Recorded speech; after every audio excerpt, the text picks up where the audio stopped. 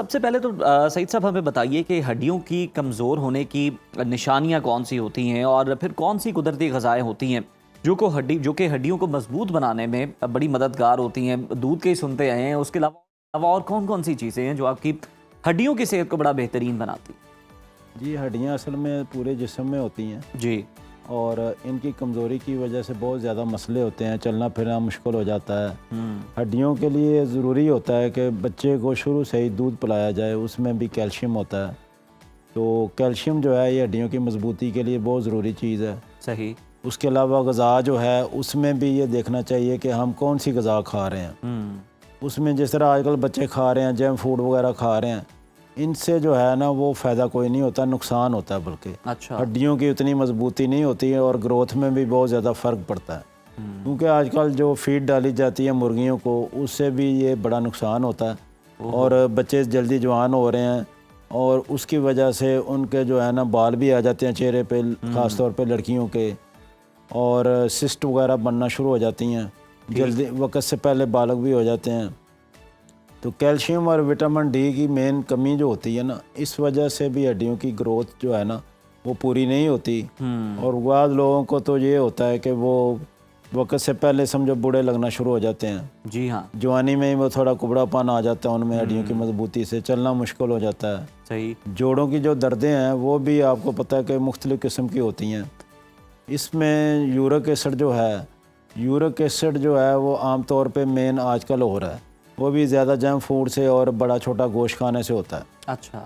تو York acid جو ہے یہ بھی تقریباً ہر دوسرے بندے کو آج کل ہو رہا ہے ہماری ناقص غذاؤں کی وجہ سے. اچھا. تو یورک ایسڈ کے لیے جو ہے نا وہ دوائیاں بہت اچھی ہوتی ہیں, ہمارے ہومیوپیتھک میں بھی بہت اچھی دوائیاں ہیں. ٹھیک. تو اس سے یہ ہے کہ پرہیز کرنا ضروری ہوتا ہے, بڑے چھوٹے گوشت کا, غذائیں اچھی کھائیں. تو اس سے جو ہے نا یورک ایسڈ بھی نارمل ہو جاتا ہے. روزانہ واک کرنی ہوتی ہے, ایکسرسائز وغیرہ کریں ساتھ. تو اس سے جو ہے نا جو کیلوریز ہیں وہ جسم کی وہ ضائع ہوتی رہتی ہیں, پھر جو کھاتا پیتا بندہ, تو اس سے پھر وہ یورک ایسڈ بھی جسم میں کم ہو جاتا ہے. بالکل ٹھیک. سعید صاحب ہمیں یہ بھی بتائیں کہ جس طرح سے آپ نے بڑی امپورٹنٹ بات کی کہ پی سی او ایس کے, سسٹ کے پرابلم ہو رہے ہیں, بچیاں جلدی جوان ہو رہی ہیں, بالغ ہو رہے ہیں بچے, تو یہ جو برائلر ہے اس کی خوراک کا بھی, فیڈ کا بھی پرابلم ہے, اور کچھ لوگ کہتے ہیں پروٹین کا بڑا اچھا سورس ہے. جی یہ بچیں کس طرح سے, ان کے اگر ان کو ہم ترک کر دیں تو ان کے متبادل ہیلدی کیا ہیں ہمارے پاس؟ نہیں, ترک تو نہیں کرنا چاہیے. اس میں یہ ہے کہ جیسے آپ گھر میں مرغیاں تھوڑا بہت چھتوں پہ بندہ, دیسی مرغی جو ہے وہ بڑی اچھی چیز ہے, ہاں وہ کھا لیں. صحیح. سبزیاں دالیں استعمال کریں, اس میں بھی پروٹین ہوتی ہے ویسے. پروٹین ہے. ہاں, لیکن دالوں سے بھی, کچھ دالوں سے بھی جو یورک ایسڈ بڑھ جاتا ہے. اس کے علاوہ دوسری ہڈیوں کی جو جوڑوں کی مین بیماری ہے, یورک ایسڈ کے علاوہ روماٹائڈ ارتھرائٹس ہوتا ہے, آر اے فیکٹر وغیرہ. ہاں جی, اس میں جو ہے نا وہ ہڈیوں کی جو ہے نا زیادہ پین بہت زیادہ شدید ہوتی ہے. جی. مرض وہ پرانا ہوتا ہے تو کرانک ہو جاتا ہے. صحیح. تو اس میں بعض کا تو ہڈیوں کی یہ جو انگلیاں ہیں نا یہ بھی ٹیڑھی ہو جاتی ہیں, اتنا شدید وہ ہوتا ہے اس کا اثر. اور یہ صرف ہڈیوں کی ویکنس کی وجہ سے بھی یہ جو ہے نا یہ مسئلے مسائل ہو رہے ہیں. تو کمر درد بھی بعض لوگوں کو ہو رہی ہے. جی. ویسے بہت زیادہ بیٹھے رہتے ہیں آج کل آفیسز میں, یا ویسے بھی بلکہ بیٹھے رہتے ہیں, لیٹے بھی ہیں گھر میں تو کسی غلط پوسچر میں ہی لیٹے ہوئے ہیں. جی جی بالکل, سیدھا بیٹھنا چاہیے, پیچھے کو ٹیک رکھنی چاہیے, اس سے کمر تقریباً سیدھی رہنی چاہیے. کمر آپ کی ٹیڑھی ہوگی تو پھر اس سے کمر درد کا بھی مسئلہ ہو جاتا ہے. بالکل صحیح. اور جی اچھا سعید صاحب, اکثر لوگ یہ شکایت کرتے ہیں کہ یہ جو صبح اٹھتے ہی انہیں پرابلم ہوتی ہے کہ پورا جسم ان کا جو ہے وہ اسٹف ہوا ہوتا ہے, جوڑ جو ہیں وہ اکڑے ہوتے ہیں, اس کی کیا وجہ ہوتی ہے, یہ کس پرابلم کی انڈیکیشن ہے؟ یہ وہی یورک ایسڈ ہوتا ہے جسم کے اندر. یورک ایسڈ کی؟ جی یورک ایسڈ ہے, اور اس کی سمٹم یہ ہوتے ہیں کہ جیسے پاؤں کے, یہ رائٹ پاؤں ہے, یہ عام طور لیفٹ پہ بھی ہو جاتا ہے. پاؤں کا انگوٹھا جو ہوتا ہے اس میں پین شروع ہوتی ہے. صحیح. شروع میں بڑی نشانی یہ ہے سب سے. ہاں بڑی نشانی یہ ہے, اس میں مطلب یہ شروع ہو جاتا ہے. ویسے تو بلڈ ٹیسٹ بھی ہو جائے یورک ایسڈ کے, اس کا کوانٹٹی زیادہ آ جاتی ہے, 8 پوائنٹ سے زیادہ آ رہا ہے تو سمجھیں یورک ایسڈ ہو گیا اس کو.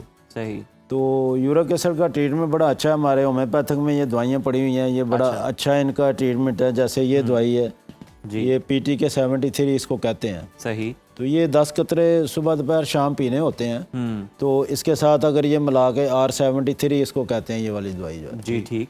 یہ بھی جو ہے نا مطلب یہ دردوں کے لیے بہت زبردست ہے. کمر درد ہو, جوڑوں کی درد ہو, روماٹائڈ ارتھرائٹس ہے یا گوٹی ارتھرائٹس ہے, اس کے لیے بہترین ہے. اور ساتھ اس کے یہ R11 ہوتی ہے یہ, ٹھیک ہے. یہ ساتھ ملا کے استعمال کریں تو یہ مسئلے بالکل صحیح ہو جاتے ہیں۔ اچھا، اور اس کے علاوہ ہم دیکھتے ہیں کہ مارکیٹ میں بہت سارے آئل بھی آئے ہوئے ہیں جو کہ کہتے ہیں کہ جی یہ آپ اس کی مالش کریں گے تو آپ کے جتنے یہ مسئلے ہیں، جو اکڑا پن ہے آپ کے جسم کے اندر، وہ بالکل ٹھیک ہو جائے گا۔ تو یہ تو انٹیک والی چیزیں ہیں، کیا ہمیں ایکسٹرنلی بھی وہ چیزیں یوز کرنی چاہیے؟ کر سکتے ہیں، اس سے تھوڑا بہت فرق پڑتا ہے، اتنا زیادہ نہیں پڑتا۔ زیادہ فرق نہیں پڑتا کیونکہ مسئلہ تو اندر ہے آپ کے۔ جی مسئلہ اندر ہوتا ہے، اندر جب ٹریٹمنٹ کریں گے اگر یورک ایسڈ زیادہ ہے اس کا ٹریٹمنٹ کریں گے تو وہ ختم ہوگا نا۔ صحیح۔ وقتی طور پہ مطلب کوئی بھی ایکسٹرنل اینڈ آؤٹ سائڈ پہ جو لگاتے ہیں چیزیں وہ وقتی ہوتی ہیں، اس میں زیادہ ٹیمپریری ہوتا ہے، زائلوکین ملایا ہوتا ہے، مینتھول ہوتا ہے، اس میں وہ پھر اتنا زیادہ فرق نہیں پڑتا، وقتی طور پہ ریلیف ہوتا ہے۔ اور یہ جو آپ نے کمبینیشن بتایا بڑا زبردست ہے یقیناً، اور بڑا کارگر بھی ہوگا، تو یہ کولیسٹرول کو بھی کنٹرول کرتا ہے؟ جی اس میں کولیسٹرول کو بھی یہ صحیح کرنے والی وہ ساتھ علیحدہ دوائی ہوتی ہے، جیسے ہومیوپیتھ میں ایک دوائی ہے کولوسٹرینم 30، وہ 5 قطرے صبح دوپہر شام پینے ہوتے ہیں، اس سے کولیسٹرول بھی کنٹرول ہو جاتا ہے۔ صحیح۔ اچھا، جوڑوں اور ہڈیوں کے درد میں مبتلا جو مریض ہیں انہیں روزمرہ کی یہ ادویات تو چلے لینی چاہیے، اپنے لائف سٹائل میں انہیں کیا چینج لے کر آنا چاہیے؟ کیا ریکمینڈ کرتے ہیں آپ اپنے پیشنٹس کو؟ لائف سٹائل میں بس سادہ غذا کھائیں، وہ زیادہ بہتر ہے۔ ٹھیک۔ اس کے علاوہ واک کرنی ہے، اور سادہ غذا بھی آپ نے احتیاط سے ایک لمٹ کے اندر کھانی ہے۔ جی لمٹ کے اندر، اور سادہ غذا کھانی ہے، اس کے بعد واک کرنی ہے، ورزش وغیرہ تھوڑی بہت کر سکیں وہ کریں، اور دھوپ میں بیٹھیں، مثلا سردی ہیں، اگر گرمی ہے تو صبح کے ٹائم جیسے سورج نکل ہوتا ہے وٹامن ڈی کا، وہ بڑا اچھا سورس ہے۔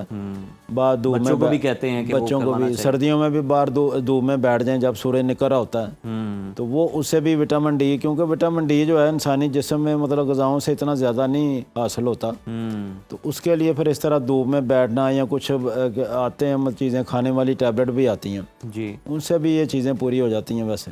اچھا، یعنی کہ جو پرانی سے پرانی بھی دردیں ہیں، یا جن لوگوں کی سردیوں میں ریکال ہو جاتی ہیں جا کے جوڑوں کی، اب وہ بھی اس کا بھی ہومیوپیتھک میں علاج موجود ہے، اور سائیڈ ایفیکٹ بھی کوئی نہیں ہے؟ سائیڈ ایفیکٹ کوئی نہیں ہوتا ان کا، بالکل۔ سائیڈ ایفیکٹ جو ہے نا وہ زیادہ تر ایلوپیتھک میڈیسن میں ہوتا ہے، کیمیکل ٹریٹمنٹ ہے ہمارا۔ کس قسم کے سائیڈ ایفیکٹس ویسے آپ نے دیکھے ہیں پیشنٹس کے اندر؟